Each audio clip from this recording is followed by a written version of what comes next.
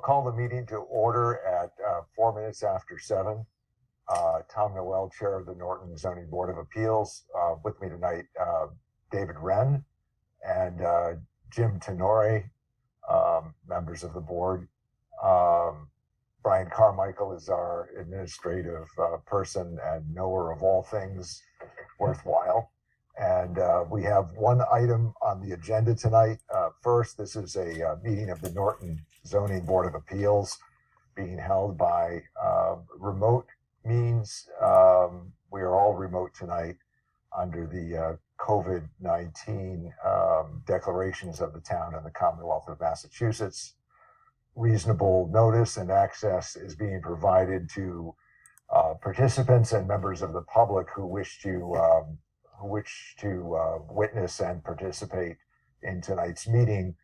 And with that, we'll get started. There's one item on the agenda, and that is the application for 182 South Washington Street, McDonough Family Limited Partnership. And I understand they are represented by attorney Henry Souza, who is here. Correct, Mr. Souza? That is correct, sir. Okay, thank you. This concerns the siting of a communications tower at that location, which I understand is a residential parcel within an industrial zone. Is that right? That is also correct. Okay. I think I'm going to ask you, Mr. Souza, to take us through this in summary form anyway. We have questions. One of my questions or concerns is that the map that I have, which is a 4-page document, is it looks to be a scanned PDF, and it's a little hard to read when I'm blowing it up. Maybe I don't know if we have an electronic copy of the PDF, but if so, I think I need to request that be supplied, because it's hard for me to read the writing when I blow it up on my screen. But we'll get to that as we go through this. Members, I'm going to ask Mr. Souza to walk us through an introduction and tell us what is in the file and what relief he needs from the zoning board. Thank you. Mr. Souza, go ahead. Thank you. In the event there's anyone watching who does not know me, despite my having been in Norton as an attorney for 40 years, my office is located at 248 West Main Street in Norton. And tonight I have with me the applicant's site consultant, Christopher Olson, and I also have their RF engineer, Andrew Pigney. Essentially, this is a request for variances to allow the construction of a lattice-type tower of 190 feet in height. If you're familiar with the zoning bylaws, I believe the gentlemen are, zoning bylaw requires a monopole tower not to exceed 125 feet. I would suggest to you that the wireless communications section of the zoning bylaw, while well-intentioned, actually failed to consider the needs of microwave communications, which require an extremely stable tower in order to transmit effectively. In this particular instance, the height request is also to make certain that in this particular area, both microwave and cellular communications will be effective. Norton is growing, as I'm sure everyone is aware. There is a great deal of business activity in the Leonard Street area. Industrial park is growing, and the needs of the community are growing.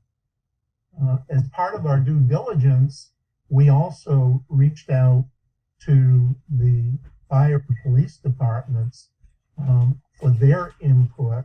As having been in town a long time, I was aware that at sometimes they have communications difficulties.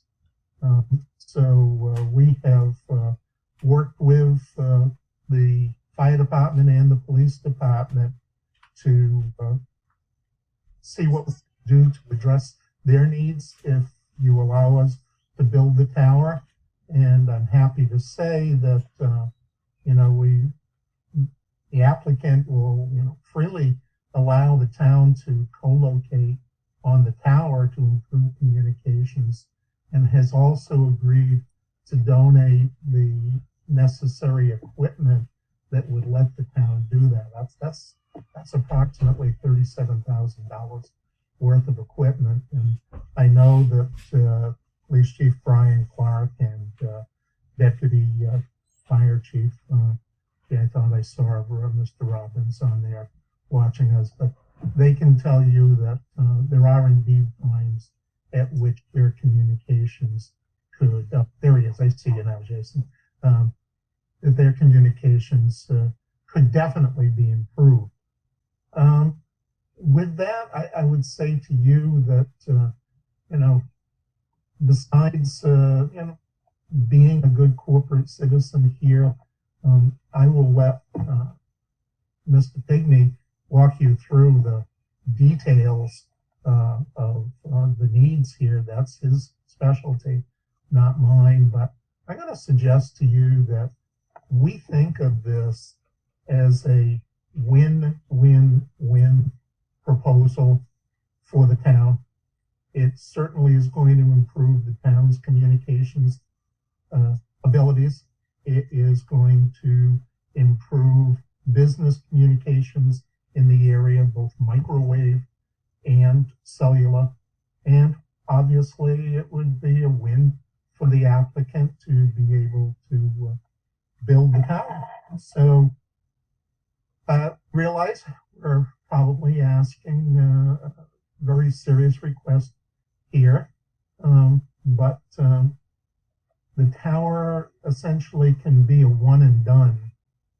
Every community wants to eliminate the proliferation of cellular towers and microwave communications towers. And by allowing a lattice tower of the height, it is obviating the need to have other towers in the area. It'll allow for sufficient co-locations to serve the needs of the business community and the town for years to come. And Mr. Knoll, I'm going to tell you, I'm working remote from my home. I do not have access to any of the PDA information, I should say PDF information, that I might otherwise have at my office. So I can't provide you with any additional information this evening. And I think that perhaps Mr. Olson might be able to do that, or Mr. Pigney. I'm not sure. But with that, I would suggest to you, unless you have questions of me, I think Mr. Pigney can tell you why it needs to be what it is. Let me interrupt you or Mr. Pigney. Thank you. I do have a couple of questions off the bat, and again, maybe it's because I can't read the plan very well, and other members might not have the problem. Maybe I just have a bum copy. Sorry, Mr. Souza, can you hear me? Yes. Okay. Yes, certainly. I thought you were speaking. My apologies.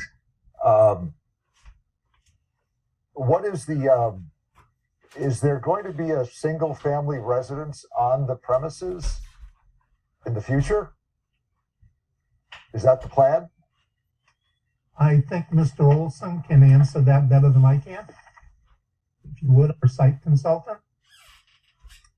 Go ahead, Mr. Olson. Can you unmute yourself? Yes. Hi, how are you? Good. I'm the consultant to McDonough family in this project. First off, while we were talking, I took it upon myself. We have a very clean version of the plans. They're all electronic PDF. I sent them to Mr. Carmichael just now in case he has the ability to forward them off. Would you rather me just split screen and I can just show the board all at once, or? You can You have it. certainly get it ready to. Let's hear what Mr. Olson is going to tell us. But sure, Brian, thank you. And also in a minute after I'm done with this, I'll forward you, just in case you don't have it, the slide deck that our RF engineer put together that kind of shows how this tower would light up the communications for the town and for the industry in the area. Okay? Good. Okay. So you'll Yeah. have So we usually have that before us. So I was going to ask if I assumed it had been produced, and thank you. We'll certainly accept that Okay. and put it So- in file and take a look at it. So yep. This run of industrially zoned land, as you know, it was all residential, not terribly long ago, and it has been under a major conversion to industry, which I would call predominantly light industry. There is currently there's the last run. If you look at that site plan that right now I'm not looking at, there's 3 single families that are there now. Well, our lot and then the 2 next to us. Those are the last remaining houses in that whole run of industrial. Okay. Our property is currently a single family, and if the board requires us to convert, we have plans to redevelop it into a commercial use, but we just haven't gotten to that step yet. We're be more than, our leases are at will over there. So, we intentionally did not sign long-term residential leases because we anticipated,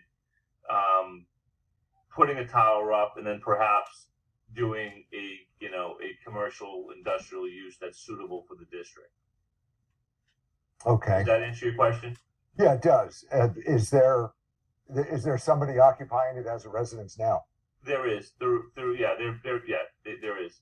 It's a shame because you probably understand the housing crisis that's going on everywhere today. And from our perspective, it just made sense while we sorted out what we were going to do with the project to do a short-term lease, on the property. Basically it's month-to-month lease on the property that would the expiration of which would coincide with the redevelopment of this property. What about the houses to either side on South Washington Street? Are those occupied as residents? There's only we only have one direct neighbor. There's 2 houses other than ours. Okay, and those, if you're looking at it, are to the left. Everything else, you might see those. Yeah, the arrows now going to those 2 houses there. Those are commercial. Those are not occupied. That's actually a dumpster company. That everything up to our lot is either dumpsters, steel plates, literally all light industrial uses, right up to the edge of our property line, and then it goes our house, then a single family house, then another single family house. So the single family houses that are occupied are where? Can you point? Or is it Brian? That's me. Can you move your arrow? Yeah, right there. That's one, and then over one more. There's and another one there. Okay. You don't see a structure there, but there's a house. That's the only 2 houses other than ours that are left that are occupied. Okay. What are are there plans that show the fall distances from the tower center point to the structures? I go. Can you let me flip through those plans? Maybe you can flip through the plans. You're looking for a fall zone radius. Yeah. We did not put one on there, and if that becomes something you require, we can obviously do that. I thought that was part of the bylaw, actually. But again, I don't think we've had one in a couple of years, so I have to review the bylaw again. Okay. But I understand height is an issue, and the type of tower is an issue. That's what Mr. Souza had pointed to. So the height in the bylaw is 125 feet. I saw something that said this is 140, but extendable to 190. Can you tell me what that is? Sure. We had talked about designing the tower to go to 190. That's a structural building design that you do at the outset, and then you add to it. In theory, you come back and add to it as necessary. So if you can design a tower to be 190, but not build it to 190. Okay. Yeah. I hope that answers your question. Well, but are you looking for variance relief to 140 or to 190? I believe the application is for 190. Henry, do you want to speak to that? Yes, we're seeking the 190. I mean, obviously, the intention here is not to overbuild unless there's demand for it. Initially, if approved, the build would be 140, and presuming as there is demand for other co-locations on the tower, it would provide the ability for the applicant to add to the tower up to 190. So, though it's a lattice pyramid type, if I can call it an extended pyramid tower, you're saying that it can have effectively a flat top at 140. Not saying that's what we'll do, but then you add a thinner section from 140 to the 190 point? That would be correct. Okay. And there are some communications facilities drawn in on plan sheet A01. That may be just for illustration purposes, I realize, but what height do you need to be at immediately? Do you know, have you determined that? Or that's a question maybe for your audio engineer, your RF engineer, I understand. But and the two factors that come in with the height are Mr. Pigney, is it? Yeah. Andrew Pigney? Yeah. What firm are you with? Well, I'm independently consulting on this particular job, but I've worked for every major wireless carrier. I currently also work for a tower company, but in this capacity, I'm consulting independently because I've done this for 40 years, and I run my own independent consultant work for doing RF engineering. I'm just asking, do we have your information in the materials? I don't think so, but I'll be glad to send it over. Yeah, I think we need all that backup material so we know what we're dealing with and who we're dealing with. Sure. That was another thing I was looking for. Maybe that's obviously that's a part of the coverage plans that we're just we're being told will be provided. So I assume your name is on that. Yep, I'm more than happy to furnish that. I'll send it over to Mr. Carmichael, or I'll just send it to you, Chris, and you can send it over. Yeah, either one is good. Okay.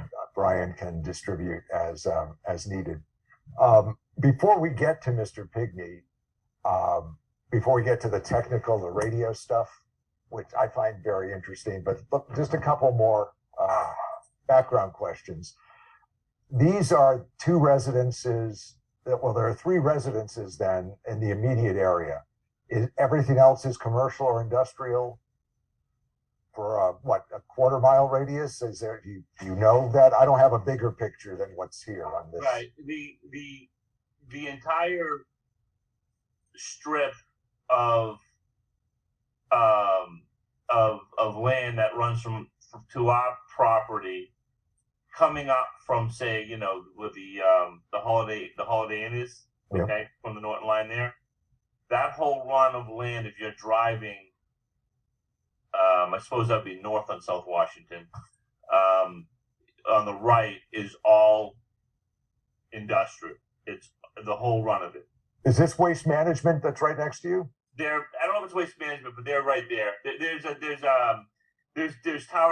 a couple of trash companies that share a site where, for example, the old masonry place used to be. There's another dumpster company there, and the name is escaping me. There's also a company right there that does road plates. Right. So these are all. I mean, the trash company's right next to us. I mean, the trash company literally, we hear their trucks at 3:34 in the morning, right? When they start their operations. Just by way of informing the neighbors too. We acquired the property back in June, and I put a sign up immediately, just informing neighbors that there would be further, that the zone is industrial, but the line keeps moving, right? And eventually this will all be industrial, right? Or used as in an industrial capacity. So we notified our neighbors just so that they knew that this site at some point, the intentions were to be a commercial industrial development along the lines of, what's already there. I don't know if it gets, I don't know if it gets much worse if you're a resident and there's a trash company next to you or a dumpster company next to you. That's noisy. It can be, they're great neighbors, by the way. There's no complaints, but that use is associated with things that you wouldn't want next to you if you were raising your family. I understood. Tom, this is Yep, go ahead. this is close to where we just approved that sign on 495. Yep, That electronic sign. Yep, I was just trying to picture the exact lot, and I got to look at it on Google and drive past it to know. But yeah, I get you, Jim. I understand. I'm just trying to determine who else is in the immediate neighborhood. Obviously, They got a couple residential. It's not a lot. He is accurate where it's trending commercial. yeah. Well, once you give up the residential use on the I zone, it's gone. Then it's just industrial from then on, right after whatever it is, Right. a period of time. So that's what's going on there slowly but surely. And Right. And the reality, this is kind of reversed where their uses are I think are really pre-existing non-conforming. Yeah. And our uses, we're trying to make them, they're more in line with what the spirit of the town is. I mean, towns always put these kind of districts in their corners, and that's no different here. So, this site, for our purposes, for this site, what makes it ideal is topography wise, we sit a little bit up, the site's up on a hill, as far as it's not super hilly there, but this site happens to sit up on a hill. It's really not visible. It's mostly it's pretty much exclusively visible from the highway. You're not really going to see it, on North Washington or South Washington, except obviously if you're on top of it. And it, when Andrew will get into the more technical aspects of it, we were very surprised at how blind the site is as far as the carriers are concerned. There's a huge, blind spot for them, but it's even more of a blind spot for the town and their communications. And so when we, I forwarded to Mr. Carmichael just now in case you don't have it, the slide deck that Andrew prepared. And it was shocking. We went over it with the fire department and Mr. Wood, who handles the communications for the fire and the police. And it was shocking at how bad the coverage was for your public safety people, and how this site that we plotted at 190, it just lit up the whole area. So Andrew could really explain that a lot better than me. do we in town, members, please jump in with questions you have too. But do we in town now have any microwave link? Do we know that? You do, and I think Mr. Wood could answer that question. I think he's on this conference. Hi, good evening, Bob Wood from the fire department. Yes, we have multiple microwave links that join all of our outlying radio towers from 308 Taunton Ave and from roughly 32 Newland Street. They all shoot back to the water tower at Cottage Street and then gets brought back to us via fiber. Okay, I'm just trying to picture them, and I guess They're plotted. If Mr. Carmichael wants to show the map we sent over, they're plotted on the slide deck. And Well, they, sure, if you can describe to Brian which page you're talking about. Andrew, do you want to take that one? Go ahead. Okay, Okay, yes, I was just emailing my resume, trying to do two things at once.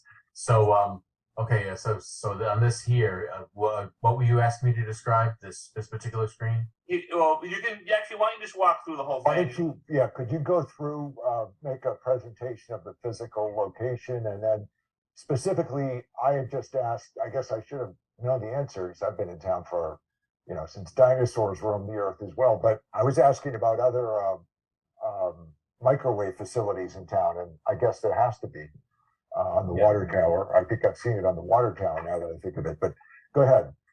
Yeah, well, on this first page here, this is illustrating just the location of the 190-foot self support, and in relation to all the buildings in Route 495.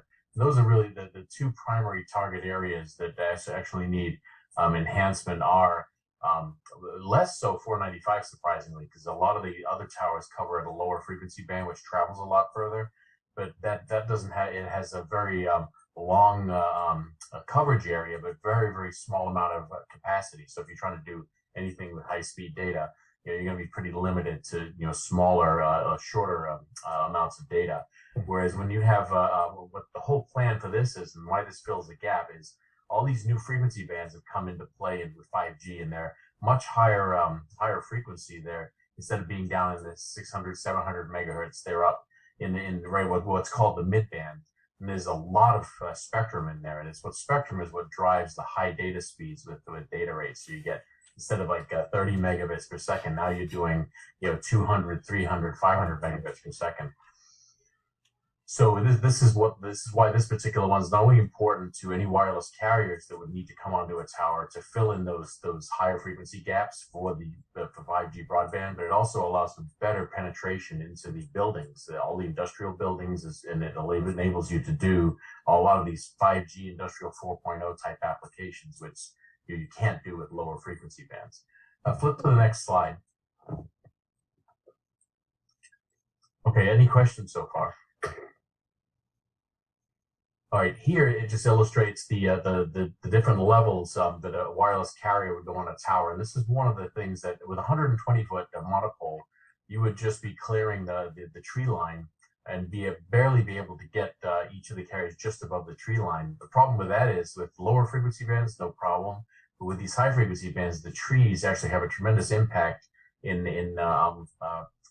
making the signal so much weaker, so much more quickly. So where the low band would reach down to the Holiday Inn and across to a lot of the different industries there, the mid band would be very difficult to achieve that for 4 different carriers, because they have to be stacked at least 10 feet apart. So 120 would put the lowest carrier in the trees, and it would be ineffective. And the other point is that having that 190 foot gives you line of sight to the water tank in Norton for direct microwave access, as well as the auxiliary, the backup water tank, which if your primary system goes down, that backup one will still stay connected in here, so you won't lose any of your public safety access to these different areas. So there's a win-win in this situation. As if we advance to the next slide, this shows it what it currently is now with this particular mid-band frequency spectrum, and as you can see, you got adequate coverage up north and to the east, but right where the industrial park is very scattered. Now, if you move to the next slide, you can see how it's filled in with this particular site. So it gives you excellent access for a large portion of the industrial park there, and there's also another there's a Verizon tower in the industrial park as well that would support the other half of it. So, Andrew, can I interrupt you for a second? Sure. What the last 2 slides we've seen with the filling of the coverage, that's the carrier viewpoint, right? It is, yes. It's okay. We're not at the town viewpoint yet. Yeah, no. The town viewpoint's coming up. So let's move on to the next slide here. And this is for the town analysis I just did recently. Actually taking their equipment, antennas, and modeling exactly what they have in the design tool that I use. Move to the next slide. So here, this particular is an analysis I did of all of the Norton water tank backup to the Norton water tank primary at 55 West Main. connecting to the 190 self-support there in the industrial park. You can see that right here. Oh, I don't know if you can see my pointer, but it's right in the middle where the industrial park is there. Yeah. And then it also connects to a couple of receiver stations, the SBA tower over on Taunton Ave and an SBA tower up on Newland Street. So it has this complete line of sight to all of these sites. And this is important so that you can have redundant backup data links going to these in case of any kind of emergency that happens. And this was this primarily, and this uses the particular microwave shots that the public safety group is using on these towers here. So this would definitely be effective as far as linking it. On the next slide, I modeled I kind of illustrated how the water tank and how it connects to these. And you can see the microwave paths, and it's not just a straight line. You can see it's like an orthogonal beam, which is called a Fresnel zone. And what this does is it determines whether or not that path is affected by reflections from the ground over water, or if it has any kind of problems with achieving its full data rate when it's connected to these sites. And I verified all of these as exceptionally connected, no blockages whatsoever at these particular heights. The Norton water tank, fortunately, is 190 feet as well, so it's above all the terrain and above all the trees. It will effectively connect with the tower. It will connect with the tower at a lower height at around 140, but the problem you have into is if the carriers aren't a bit higher over the tree line, the lowest carrier that comes in the last one ends up suffering and not being able to get good RF coverage out to the rest of the industrial park. And that was the reason why 190 was so optimal. It's under 200, so it doesn't need to be lighted, by FAA requirements. But 190 is exactly the height it would need to be to connect to any and all assets in the area. So did you say the main water tower is 190? Well, the Norton water tank at 55 West Main Street is illustrated as 190 feet at the top where the public safety radios are located. Okay. That information, by the way, your information is we plotted working with the fire department and the police department. It was, yeah. Go ahead. Okay, next slide.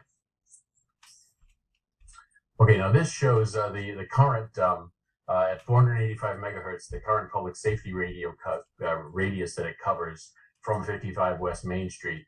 Now all of the green and the yellow, and as it starts to dissipate into the blue, those are when it gets into the blue, it starts becoming sporadic and very difficult. And as you can see around the industrial park area, you have a lot of sporadic areas, and that dramatically affects your handheld radios, the Motorola radios, when you're in and around near buildings or trying to get into buildings, and you'll lose your signal with that weaker signal being erratic like that.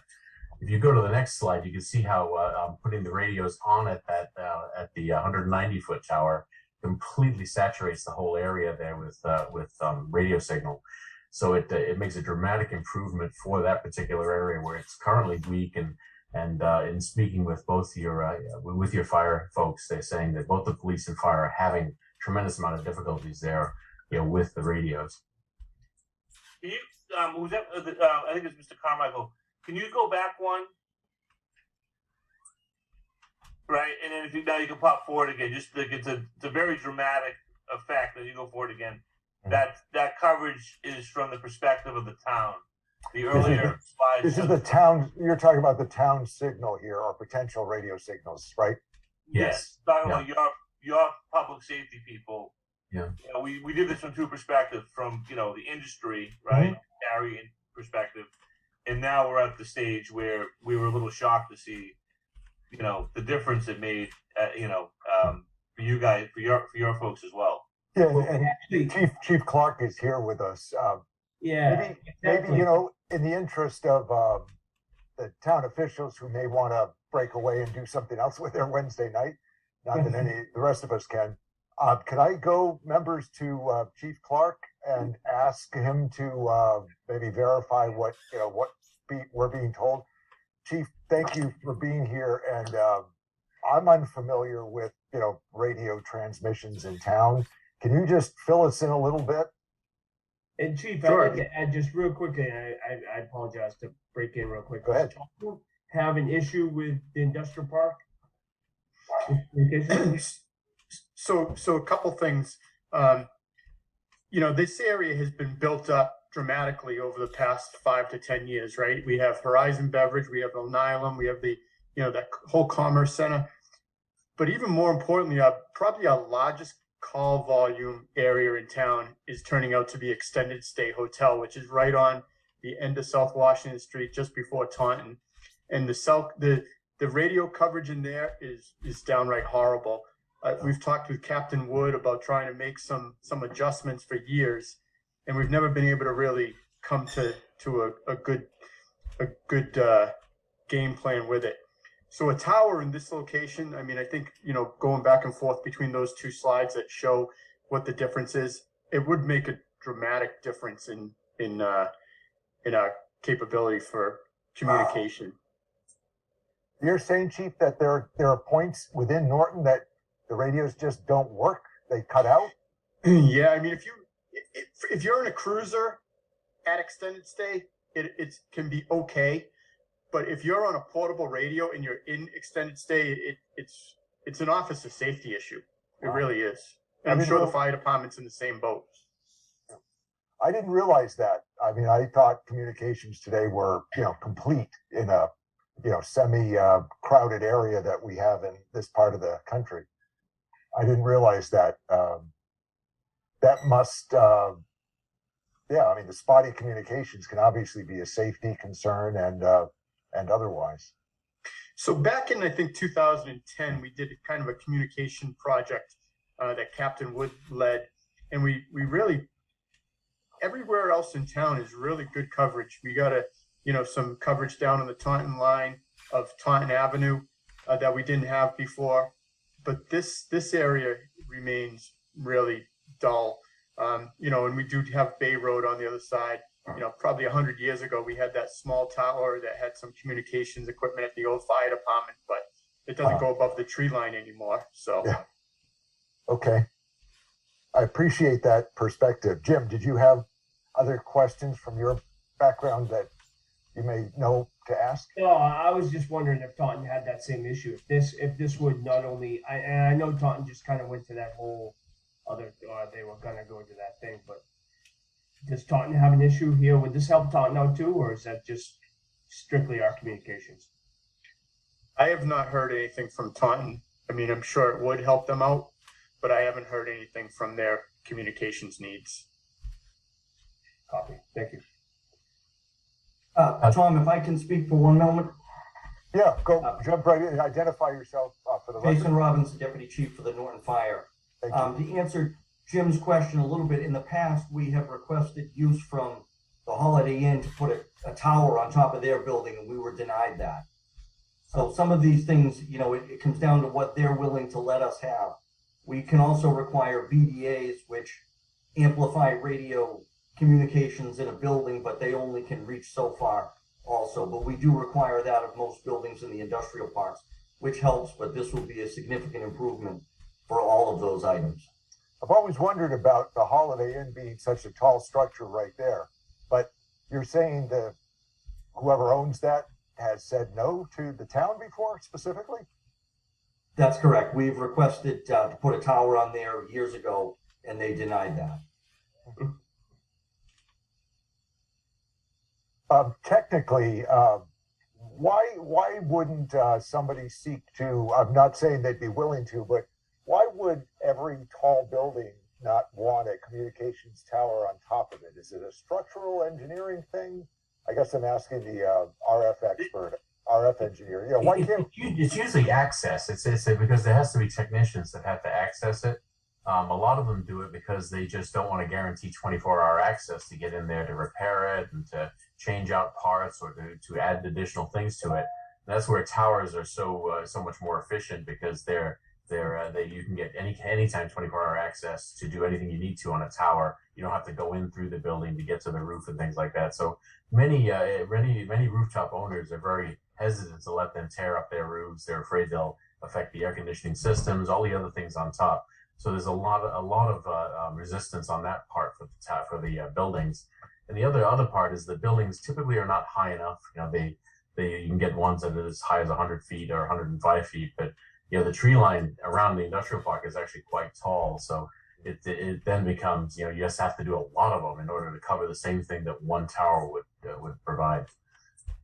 And there's one more. There's other dynamics too that aren't just technical.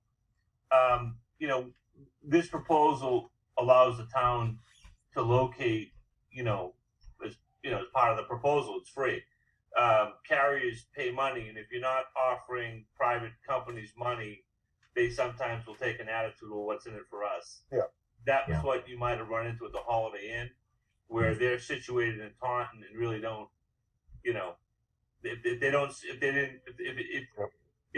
I'm sure that the Holiday Inn in Taunton lets the Taunton guys locate there, and we've seen it before where the towns, I don't want to say they're in it for themselves, but their needs are their needs, and everybody's needs are their own, right? So Okay. this enables Norton, to have the equipment they need and have the height they need and the location they need on their own terms, really. Yeah. So, Chief or Fire Deputy Chief Robbins, does the town need technical advice as to whether this is, enough for us that we are gonna benefit from this? We're trusting Mr. Pigney. I'm not doubting Mr. Pigney, but where does the town go to say, yeah, this will work? Or do you know this equipment because you work with We go to them? Captain Wood. Captain Wood's the resident expert in town. Okay. But you have some assurance that this is going to be beneficial. It's lacking. It's lacking a tower in that area that's high enough to be beneficial for communications. This would definitely assist us. And our communications, are they UHF? Is that what I saw? Yes, sir. Is that the standard today, or is that outdated and we're going to be going to something else later? I'm talking about for the town use. I'm just curious. Right now, UHF is where we're going to stay. There's talk that at some point we may have to supplement with 700, but that's way down the street. UHF is the best bang for public safety because it's got the penetration through buildings, and it just needs to be supported with repeaters and receivers throughout the area. And as Chief Clark mentioned, the reason we're having such issues on that side of town is we have no height to put any equipment there because there's no towers on the east side of town. There's another benefit too with the AT&T. There's the national public safety net called FirstNet will be deploying there when they locate their equipment there, and the FirstNet equipment is essentially the bridge to make all local and federal radio systems compatible. Then it's using 700 megahertz, so that'll actually be part of the AT&T FirstNet deployment when they actually go on this tower. And that'll enhance everything on the national network as well. Okay. Members, do you have other questions of the police or fire departments? Again, they're welcome to stay on with us, as we go past 8 o'clock. I just wanted to get to them, so if they want to go do something else, they can. Do you have other questions, members? I'm good. I'm good. Okay. So thank you, Chief Clark and Robbins and Mr. Wood. Sorry, I'm trying to remember who's who, for your comments and assistance. You're welcome to stay on the meeting, but I just wanted to make sure that the questions of the board were answered, and thank you for providing good answers. Thank you for your time. Obviously, we have to go under the bylaw, and we're going to look at that. And there are some questions I have. I think I have to look through the bylaw again because it's been a couple of years, I think, since we've done one. Members, what else do we want to know about this project? One thing I was curious about is, I'm just trying to get my bearings straight, but is the Mansfield Airport on the other side of 495 over there? And I guess I was just thinking about the 190-foot tower. Well, go ahead. I think the FAA rule is 200, but isn't the airport Yeah. miles away to the west? I think. Yeah, and I took a look at that. The airport, the glide slope for the airport is in a different direction than what the tower is, so it's not actually in the glide path of the Norton Airport, and that's what made it. And it is far enough away where it's not going to have an impact on that. It just would need to be lighted if it was over 200 feet tall, but at 190 it wouldn't need to be. Okay. All right. Thank you. There's another, if you go to the next slide, there's another important factor here, and this kind of drives towards why the 190 foot really works well, because Norton's backup link system located over on 32 Cottage Street, when you say if the primary at 55 goes down and you revert to your backup on 32 Cottage, you can really see how it opens up almost all of Norton to very, very poor coverage. Because that's that other water tank's located a bit further from the industrial park.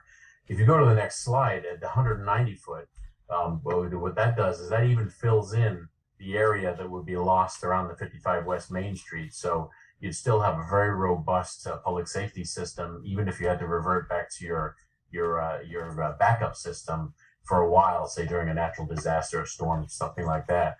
So this actually would reinforce the idea that if you had this, not only will it serve your capacity and penetration needs in the industrial park on the primary, but it also fills in so much of Norton as a backup as well. So this is another thing that just illustrates why it's a really important site, for especially for redundancy in your system.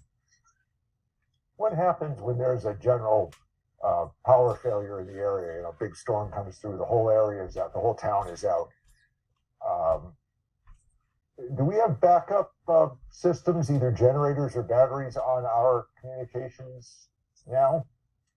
Or is it tower by tower? If I may, Mr. Chairman, Bob Wood from the Fire Department, all of our radio communications equipment is battery backup as well as generator backup. Oh. And most of our equipment is housed in AT&T's shelters as it is. So they pay for the electricity, they pay for the heating, the cooling, and the fuel for the generator.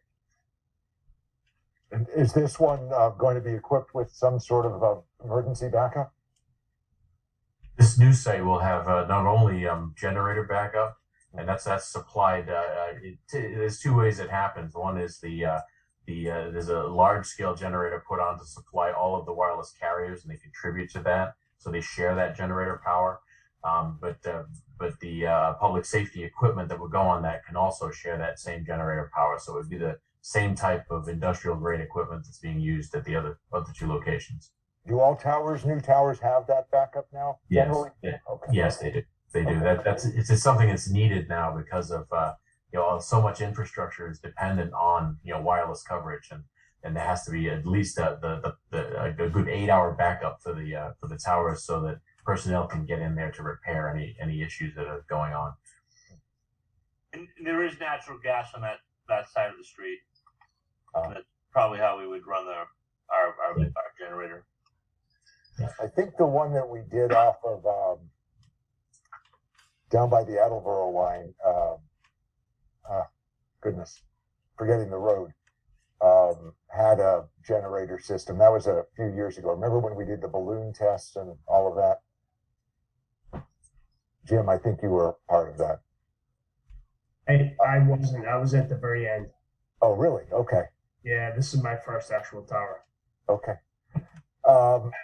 What is the Correct me if I'm wrong too. I think maybe Mr. Wood would be able to answer this, but I think if there was catastrophic failure in the area, I think NEMA could step in and help out with generators too. So, but I think, correct me if I'm wrong on that. Yes, we have 2 mobile generators, light tower style, and then we have a couple of smaller ones as well. But that's why we have battery backup as well. The batteries work much like a UPS on a computer. It holds it till the generator can ramp up, the transfer switch kicks over, and if the generator should fail, the batteries will pick up the load again. Interesting. I didn't know that was all in place. It's interesting to learn about. Yeah. is becoming very popular now with all the big outages Texas had and California had with the wildfires. So it's a big deal now nationally. And we've lost power in Norton many times for 1 to 5 days, right? Oh, I know. Yeah. Ask a guy Get who your own has, home generator. ask a guy who relies on well water. Yeah. I Yeah. know. When I did that, I never thought of the power thing. There's one other aspect here that's not really public safety. It kind of goes back to the commercial nature of the tower. And that is that I think your town has done a pretty remarkable job with some of the commercial developments that you've somehow located there. In particular, this part of town, and this kind of infrastructure helps with, it's just one more thing to have, to be able to demonstrate to, this tower is going on top of your industrial park, right? Which is definitely underserved with wireless at this given time. So to the extent that matters to the industrial people, this is just another another good thing to have to offer the local businesses. A selling point, you're saying for. Oh yeah, I mean I don't know how you got on Nylam in your town, but you did. That's remarkable, and that usually spawns when you put a whale like that in your town. That spawns other things. It makes the land way more valuable than it was before, right? So, however that got there, it's a good thing for the. Can I ask Mr. Pigney a question? This is off the maybe out left field. The weather radar that's there. Mm-hmm. Does that provide any opportunity for communications, or does that have to be by itself? No, it has to be by itself, because that is that particular node on the weather radar is one of the most important on the eastern seaboard, because it can't have any. In my days when I worked for AT&T and for Verizon, that was a place I attempted to put as an RF engineer. It's my duty to put antennas everywhere. And I tried there, and there's no way the National Weather Service and the feds would allow it, because anything that gets in front of or even remotely near it, for blockage, would show up as some sort of false imaging. So that's in exactly the spot where it pretty much handles all of our weather tracking for out to New York and up to Maine. But your tower, if you put this in where you want to, they're not going to see it as a problem? Oh no. No, it won't even show up. Just like any of the other towers don't show up on their weather radar, because their weather radar is scanning at a much lower frequency band, so it handles huge swaths of 100 plus miles, and this doesn't even appear as anything in it, because it filters out all localized clutter. If it's tall trees, tall towers, things like that, so it doesn't impact the weather radar at all. Okay. So at this point, members, I'll just think out loud. I need to go over the bylaw again. It's about 8 pages. I had the page numbers there. I didn't print them out, but it has a lot of detail there. I think we have to go over the particulars and the requirements to see if this passes muster with the elements in the bylaw, and then either. If we're inclined to pass it, what variances specifically are we giving? And be prepared to. Oh, wait, Mr. Souza can't come to the March meeting, correct? Correct. That is correct.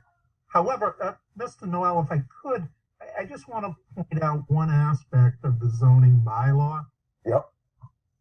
The construction of the tower requires a special permit from the planning board. The variances that we're seeking from the zoning board of appeals merely enable the planning board to then grant that special permit.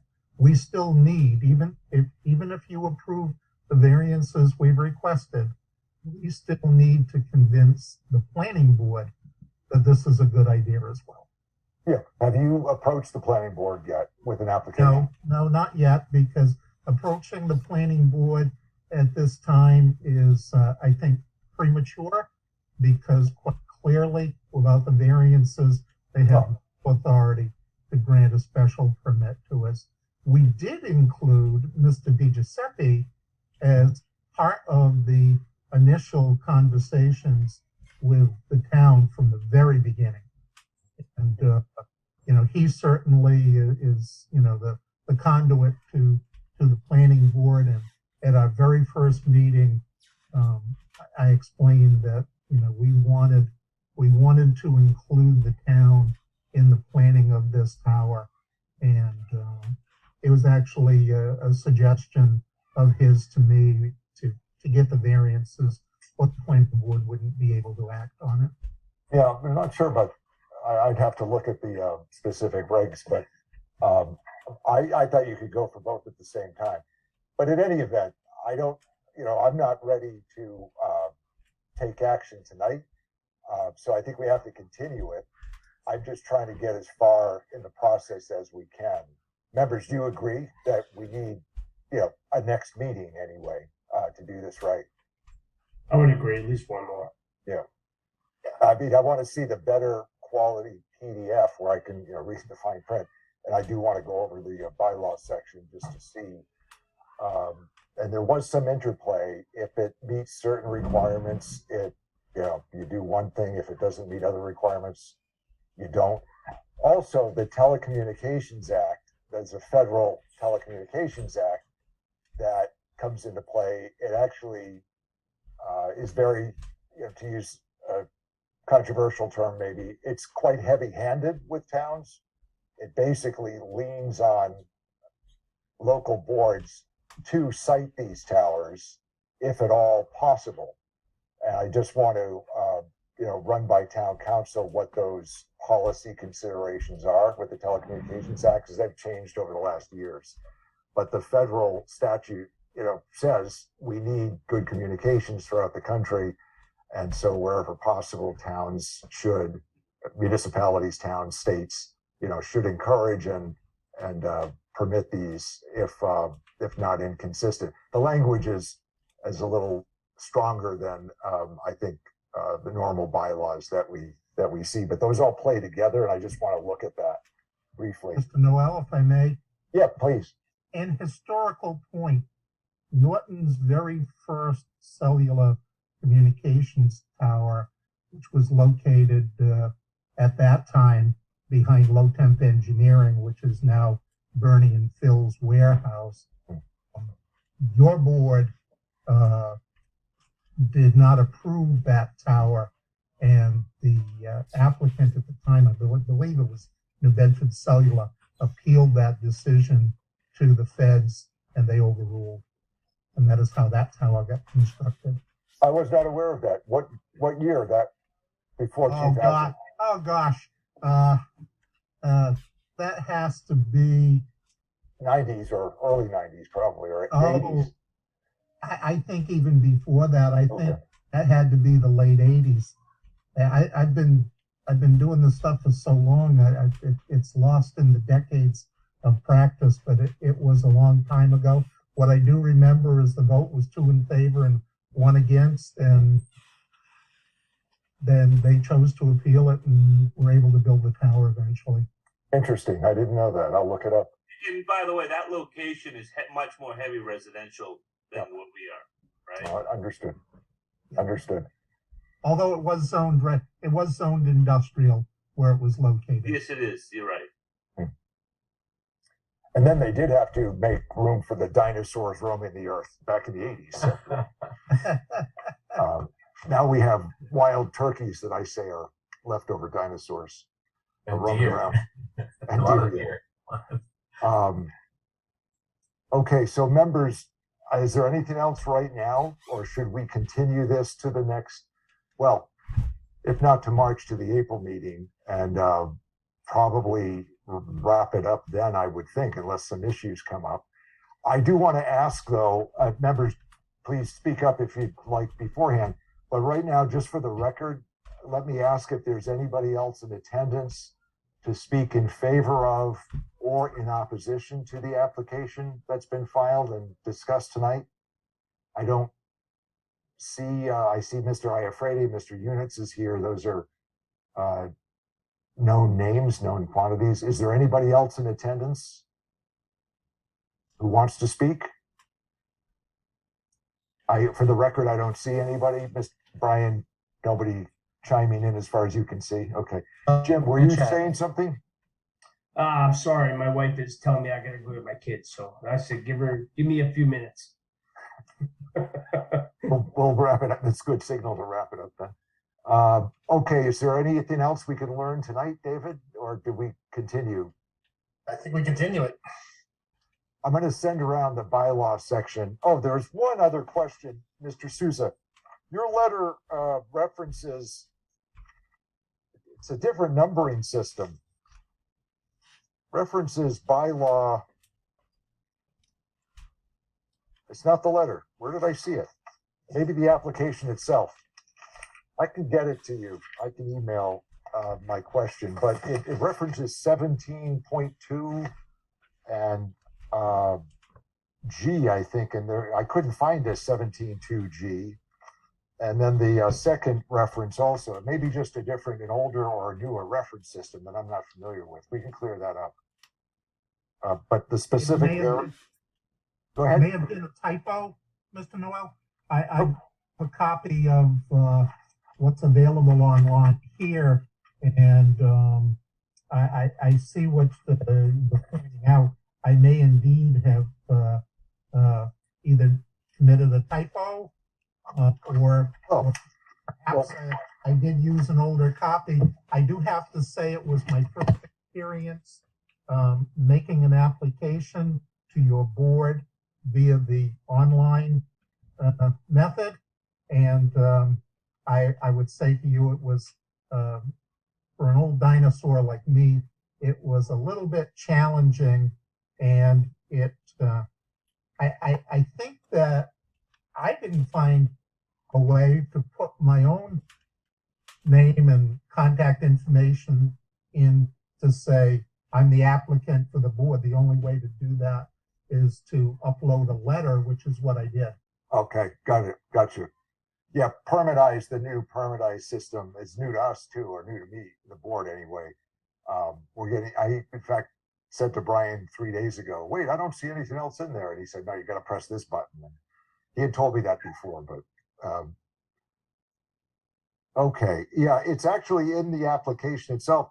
It references bylaw section 17.3.2G and 17.4.2C. I'll look at that to see if I can make sense of it, but I couldn't find the bylaw section it was referring to.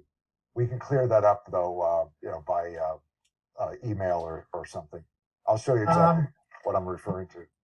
If I may, Mr. Noel, in the copy that I obtained, that I have here that came offline, 17.3 subsection 2G says only freestanding monopoles with associated antenna are allowed. And I believe the other section, I think you'll find, if we poke around here, we'll find that I think there's a reference there that we need to look at. Okay, well, let's both take a look at that, and we'll try to clear that up offline. Thank you. I was just noting it, as I said, to advance the ball as much as we could tonight. Okay, then, nobody else to speak in favor of or in opposition to this is noted for the record. When is the meeting in April? Give me a sec. Yep. Yeah, I didn't put it on my calendar either.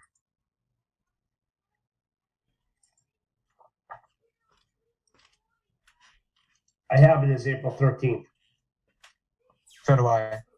That is a Wednesday. Do we have other applications in line for that night yet? No, Brian? We still have to do March. No, I know. I understand.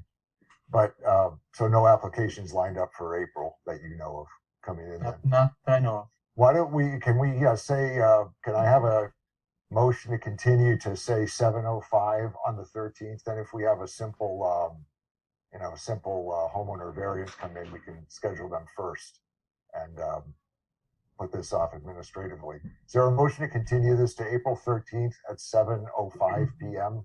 Unless there's anything else that members want to ask tonight.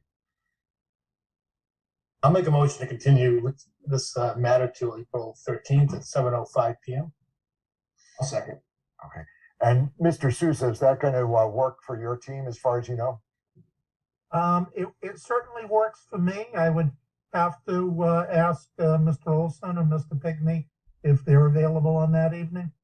Yes. Do we think this is going to be a Zoom meeting or come to the Norton Town Hall meeting? Well, it's been a come to the Norton Media Center, actually, but I don't know. Brian maybe know more than we do. As far as I know, it's till the end of February, but it might be extended for all I know. So we'll play it by ear. Well, if we have to go to Norton, we'll do it the old-fashioned way. Yeah, it's good via Zoom or just get in the car and drive a few miles. But don't be careful where you transmit from him in town. The signal might not get out, right? That's what we're learning. It's true. Could I ask the applicant to submit that RF study material? Maybe you already did to Brian. And if we could have Mr. Pigney, your firm resume or license, whatever it is. I've already sent it to Brian, so he has it. Thank you. And again, not to doubt anybody's credentials, but we want to have in the file, who everybody is and the expertise that they're bringing. So I appreciate that. All right, members, nothing else then. Motion on the motion to continue to April 13th. Mr. Wren, how do you vote? Vote yes. Mr. Tenori? Yes. And Mr. Noel votes yes as well. Okay, again, thanks to the team, Mr. Sousa. It was very informative. And Thank you very much. We appreciate your time. We'll look at the additional materials in the meantime. Brian can send them out to us or put them on Permitize, however we're doing it now, and we'll reconvene. And I will send Brian a copy of the sections of the zoning bylaw that we referenced, and I'll circle the ones that I believe apply in this instance. Yep, I was using one that I had downloaded in 2021, so I assumed it was the latest numbering version, but maybe I'm wrong too. So we'll get it right. Mr. Noel, on this Yes. call, we sent off as well the perhaps a cleaner copy of the plans. Yeah. And in the RF study that Andrew did put together. Okay. Yeah, the electronic version is much Right. If better. you need something else, just let our lawyer know. We'll get it over to you. Yeah, absolutely. Thank you very much, everybody, and good night.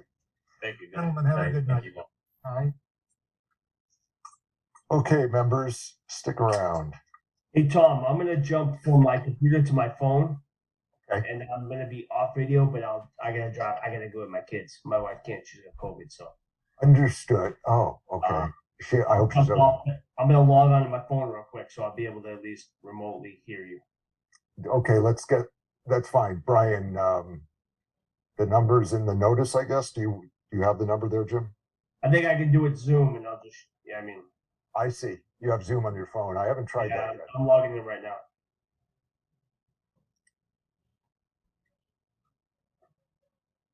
Brian, you should see that. I'll log out from this one. Hey, There's another Jim. there's another Jim. Oh my goodness, phone.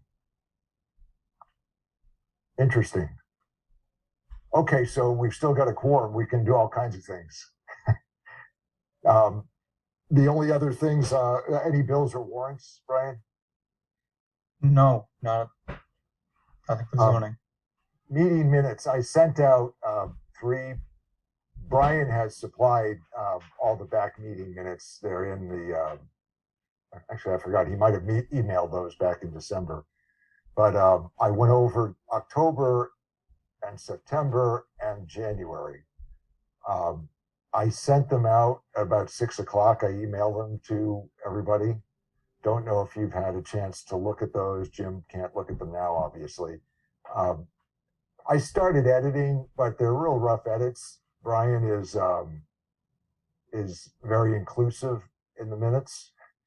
And the one from January was 6 pages. And I, after doing the first, 5-pager and then the second 5-pager, I couldn't spend more time on it today to get through the January minutes. So I only did the first couple of pages of those. No, I understand. It's a long process. Yep. Brian, I also changed on at least a couple of them. If you're going to be doing these going forward, let's just make you the signatory. So I changed that on at least a couple of them. I don't know if I did it on the third one. To say that Brian Carmichael with your title, and you can sign and submit them. That saves a step. I mean, nothing is required as to any specific format for these. And I think council had explained before, we don't even have to sign them, as long as we have something in the file, this is what happened. So we've just in the past had it such that, you give them to us and we look at them and we say at a meeting, we approve, month by month. That's the way we've been doing it. So if there's no issue with that changing, let's just have Brian sign them and submit them after we look at them. And Dave or Jim, I don't know if you've had a chance to go over them, if you want to take up one or more of them tonight. I cut out a lot So of. I got through October, November. I think we already did November. Yeah, you're right. No, we just did December. That was the only one that we got confirmation on last month. Oh, really? Yeah. I thought I did November, December, and we were going to go backwards and keep current. Okay. I recall you wanted to do all of fall today. So Yeah. Yeah, but now I don't remember November. I didn't look at November tonight. I guess the last meeting will reflect what we had approved. Yeah, I don't, oh yeah, I think you're right. We did approve, I think we did approve December's. Just December's. Yeah, because that was the one I wasn't at. Okay.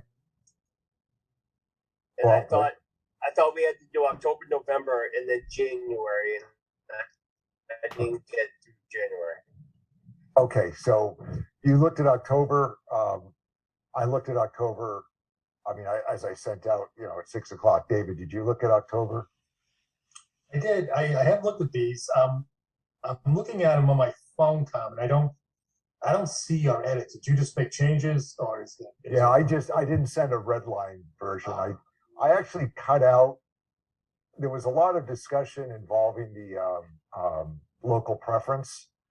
That I thought was a little bit jumbled, and I cut out a big section of that from one of the months. It was either September or October. I don't remember. Oh, thank you. But no, I didn't show red lines. I can do that if you want me to.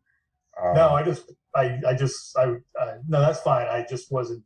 I was gonna go to wherever you made your changes to look at it quickly. Okay, then let me suggest this. I just want to get them done and caught up. We don't have to. Jim's driving. I don't want him.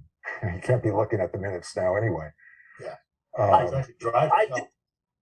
I took a look at your edits, Tom, and I am comfortable approving with what you did minutes with your edits. okay, well, we could. But Dave, you haven't. No, I'm fine too. I agree with that statement. Okay, so I sent October and September. Is there a motion to approve? Let's say October. I will make a motion to approve the October 2021 minutes. I'll second. Okay. All those in favor? Aye. Mr. Aye. Wren? Aye. Mr. Wren votes yes. Mr. Tenori voted yes. Mr. Noel votes yes. Okay, again, there's no formal procedure on these required anyway. So Brian, I think I put your signature line on that one in October. You did. Check it. Okay. And September, I think, was the one that I chopped out a lot of the local preference discussion because it was apparent that it wasn't, we weren't all that familiar with it. Neither was Brian. And I don't know that Brian was at that meeting, so he kind of did it from understanding, and a lot of it was unnecessary. We had the discussion and we kicked it off till October. So I cut out a big section there. Is there a motion to approve September minutes? I will make a motion to approve the September 15th, 2021 minutes. I will second. Okay. With that, Mr. Wren? Yes? Yes. Mr. Tenore, how do you vote? Yes. Mr. Noel votes yes as well. Okay, so we've done September, October. Let me suggest that we do November, January next time, and August. How about, we're skipping around, but August, November, January next time. Can we, Yes, sir. can we do that? Yes. Absolutely. Okay. And I'll try to make a note of that too. Anything else to come before us right now? Nothing I know of. I get nothing. Brian, your headphones look very, very official, very professional. Thank you. He looks like a pilot, you know. It's in his airplane flying. Thanks very much, and we'll come back in March. We'll do those 3 sets of minutes and tonight's if we can get to that as well, so we can get caught up incrementally over time. And Brian, do we know we have applications for March or no? I know someone's trying to get in for the 1% of their coverage. I'm sorry, for what? Oh, Nick had sent it. It was 1% over the lot coverage they could coverage. have. Yeah. Lot coverage, lot area coverage. Yeah, a lot. right. Yeah, that's the one Nick was talking about. Yeah. Oh, do we have that yet though? I didn't No, see they it. haven't applied yet, but they want it in for March. So Oh, so they have to advertise right away then. Okay, well, you'll let us know going forward. right. Okay. That's it then. Thank you very much. Is there a motion to adjourn at 8:22? Definitely make that motion. I will second. Mr. Wren and Mr. Tenore, how do you vote? All at once? Yes. Yes. There's the voice roll call vote. Thanks, and see you guys later. Take care. All right, Very thanks, good. Tom. Bye. Thanks, Brian. Maybe we'll see you in person next time.